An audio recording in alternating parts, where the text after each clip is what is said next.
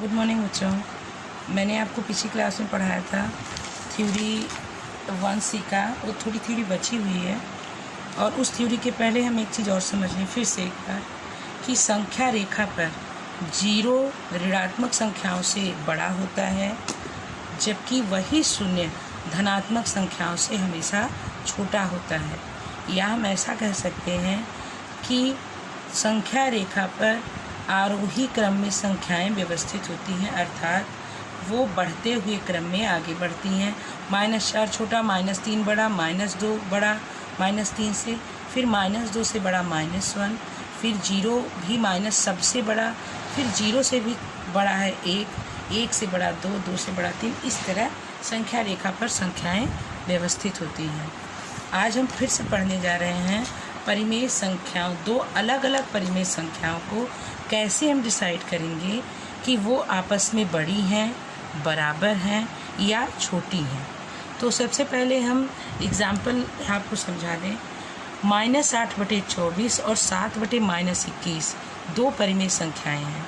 अब हमें ये निर्धारित करना है कि ये संख्याएं बराबर हैं, कि इसमें से 7/-21 बड़ा है या -8/24 बड़ा है।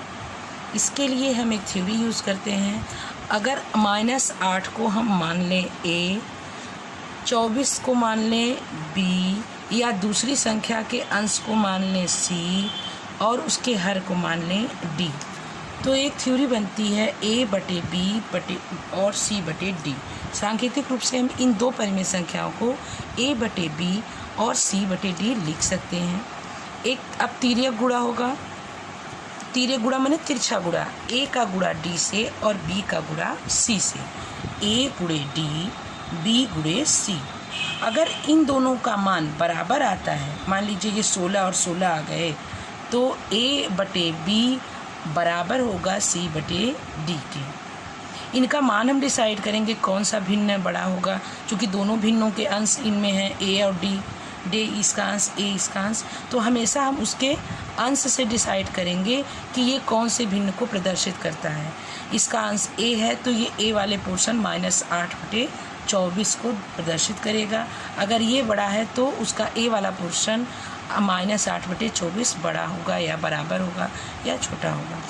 इसी तरह अगर A गुणे D बड़ा है, उसका मान बड़ा आता है B गुणे C से, तो A या -8/24 वाला हिस्सा बड़ा होगा 7/-21 से।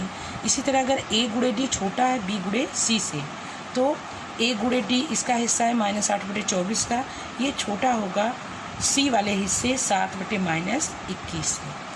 अब इसको थ्योरी वाइज देखते हैं।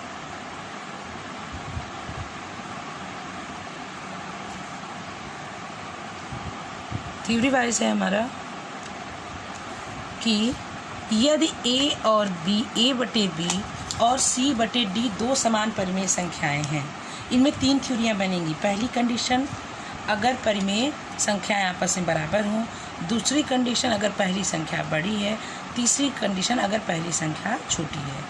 तो पहली संख्या के लिए हमारी थ्योरी है, यदि A और B व C और D दो समान परिमेय संख्याएं हैं तो AD बराबर BC के होगा। और इसको हम पलट के लिख भी सकते हैं। अब ये पलट के कैसे लिखे हैं, आपने ये पढ़ा होगा कि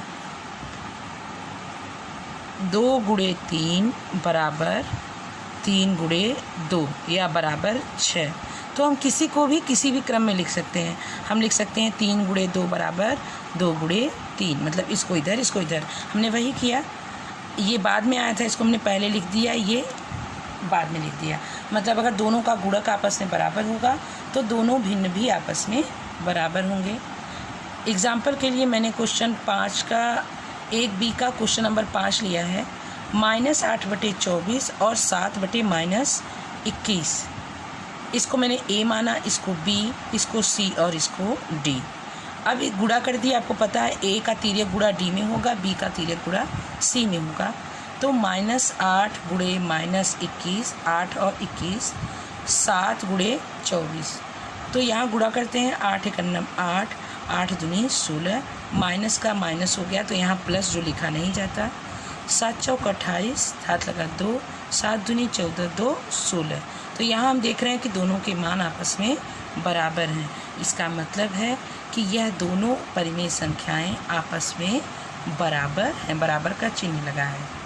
लेकिन अगली कंडीशन है कि यदि ये गुणा जो बराबर आया है, यदि ये बराबर न आए तो इसके लिए वह A/B बड़ा है C/D से, यदि AD बड़ा हो BC से।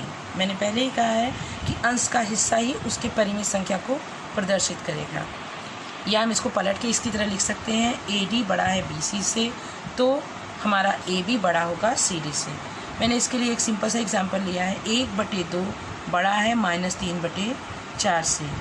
तो यहाँ देखेंगे 1 × 4 और 2 × -3, यहाँ 4 आता है, यहाँ -6 आता है।